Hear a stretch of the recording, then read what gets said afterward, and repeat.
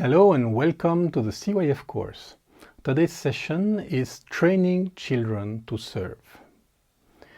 The development of a spirit of service is one of the most important things to encourage in the life of our children.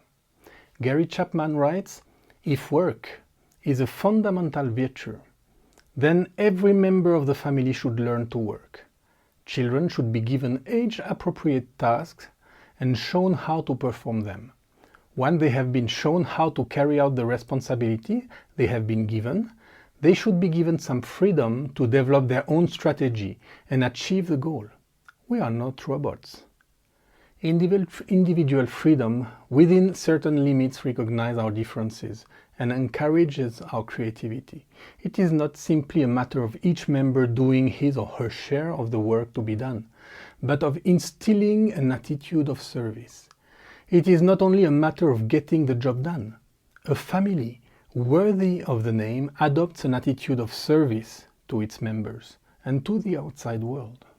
By the age of 4, the child is concerned to help. The idea of service seems almost innate to the child. If he is allowed to help and if he is congratulated for his work, he will be encouraged to work well as soon as he starts school. In later years, his attitude of service will be greatly influenced by the family model. If his parents have presented service as a virtue and have helped the child find ways to be of service to his family, and if they have been able to encourage and congratulate him for the service he has done, he will continue to find satisfaction as he enters adolescence. How can the spirit of service be cultivated? We need to begin by our example. If the parents are servants, it will sow something in the family. It will model something for the kids. We need to talk about it and not just serving and assume that the children will follow, but teach about the importance of serving. Be careful not to blame those who do not serve. And be careful not to show our love only when there is a service rendered, or to construct the idea that it takes a certain performance to be loved. And beware of perfectionism, such as "it's not good enough" or "it's good, but..." We have friends that are really known for their servant heart, and they are called the family Medders, and they live in loaves in Switzerland. Roland and Jenny Han and have 4 children. Camille, now they had Christelle also, who is now deceased, Nathan, Magali and Marielle, and they are called to a family service ministry. Both Roland and Jenny Ann have a highly developed spirit of service. Members of Youth with a Mission for 25 years, they have always served in support areas: stewardship, kitchen, garden, hospitality, accounting, etc. Jenny Ann comments, "As we used to serve, Roland always included the children in what he did. The kitchen door was always open. Even though the children took 3 times as long as I did to do certain tasks, they still saved me time," says Roland. Washing the salad at the age of 3, Christelle even fall in the sink while washing the salad. Oiling the dishes, emptying the machine. When our children were 4 or 5 years old, they were teaching the students at the discipleship training school to use the potato peeling machine in our Youth with a Mission center. At home too, we taught them very early how to sweep and to do different tasks. Jenny Ann continues, "When a child wants to be with me in the kitchen and I'm preparing the meal, I always offer to help. When they are very young, they want to be with us to do the same thing we do. Marielle, who is 3 years old, can peel a carrot for me and she likes it. Of course, we don't wait for the performance. For her, it's like a game. So learning to serve was done in simple and natural way, integrating our children from a very young age into what we do. As the family grew, they organized the practical tasks in the house in a slightly more structured way. In our design," Jenny Ann notes, "if we live together, we share the work to be done in the house together, according to each person's age, time and possibilities." And Roland adds, "While serving in camps, we found that many of the children and teenagers simply couldn't sweep or do small practical things. We wanted to teach our children that from a very early age. We experienced this ourselves as children. When we move to the village in which we are now, we started by making a list of the different tasks to be done around the house and organized a tour. Over the course of the year, we put all our children through each task to show them the work that needed to be done and to give them some know-how. Most of the time, they worked in pairs, one older one with a younger one. Of course, the younger children had fewer tasks. Camille, the oldest one, didn't really like this system because she really didn't like doing certain things, like sorting waste and taking out the garbage. If they had to do it all over again, the parents would make the children go through each task again, but more on a piecemeal basis than in a year-long round. The positive side is that they saw everything and also did what they didn't like to do. Then, we developed a new system that the family was unanimous about. We put on a sheet of paper the different tasks to be done, and the children sign up to do those of their choice, plus their bedroom. Each task is assigned a certain number of points, and each child has to do so many points according to his or her age and possibilities. Camille has to score 3 points because she is away from home 12 hours a day for learning and traveling, so she is less present and available. Christelle has to do 4 points because she has more time available. Nathan has to do 3 points, Magali 2, and Marielle 0 for the moment, but she helps spontaneously, especially in the kitchen. We have established a scale, but some children have a great sense of justice and wanted everyone to have the same scale.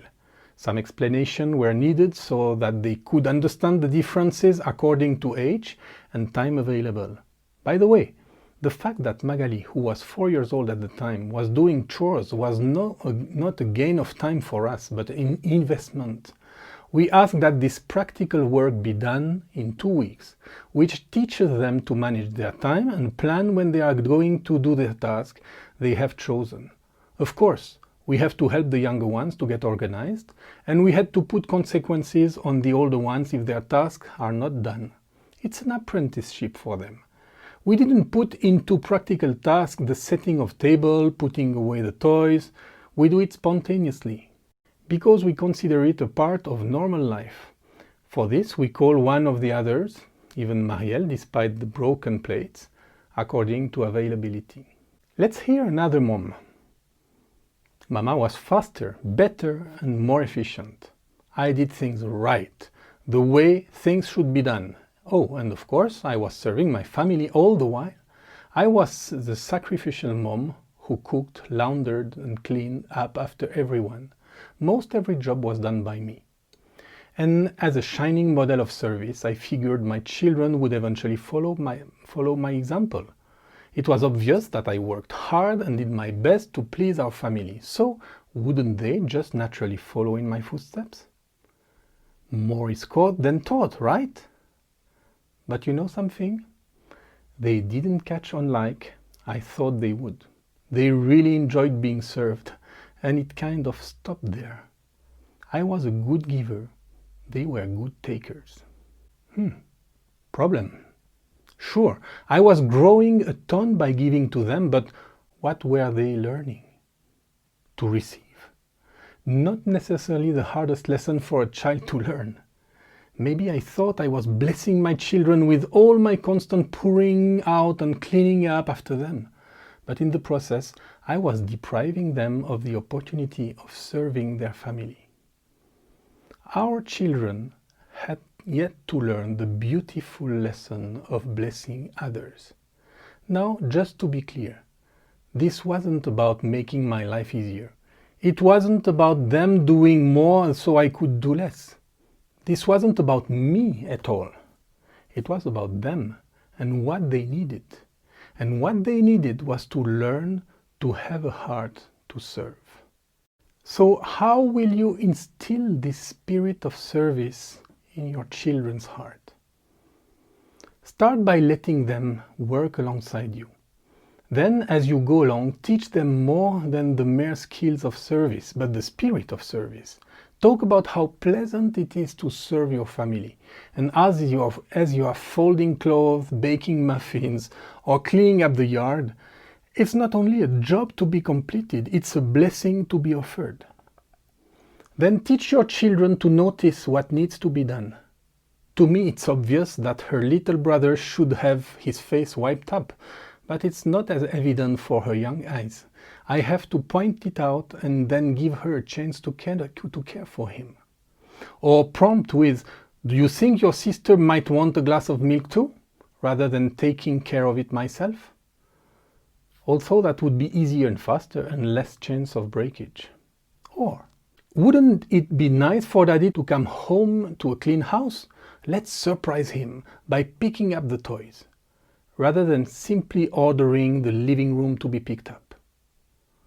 Then let them enjoy helping out. Show them the reward of their service. Isn't it wonderful to be able to bless others by serving them like this? Encourage them to see that helping others is not only the right thing to do, it is also a joy.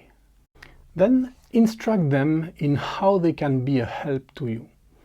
Train them to ask, "What can I do for you, Mom?"